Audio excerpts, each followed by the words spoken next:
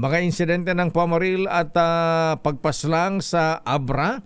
Kinondena ng concerned citizens of Abra for good government. Aris 41, Romy Gonzales, please come in. Romy.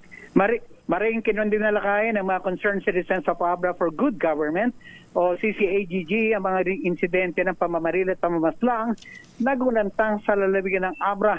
Ayon sa grupo, ang brutal na pamamaslang ay hindi lang nakabiktima ng mga inosenteng buhay, kundi nakapagdulot din ng takot sa ating mga kababayan. Nakapagdulot din ito ng takot sa kaligtasan at seguridad ng mga peace-loving Abranians.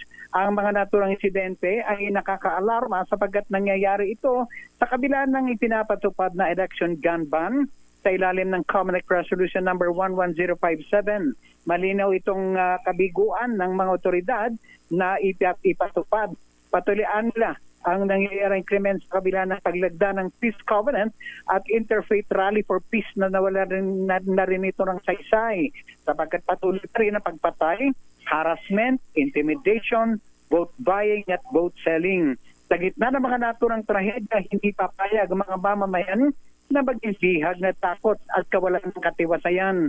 Dahil dito, inihiling nila sa PNC na isailalim sa Comelec control ang buong lalawigan ng Abra ngayong panahon ng halalan.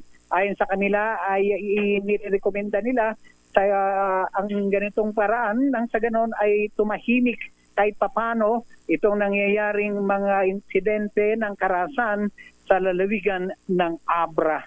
Ito sa RH41, Romy Gonzales para sa DZRH. Una sa Pilipinas, una sa Pilipino. Damdamin bayan. Maraming salamat, Romy Gonzales mula sa Abra. Ayan,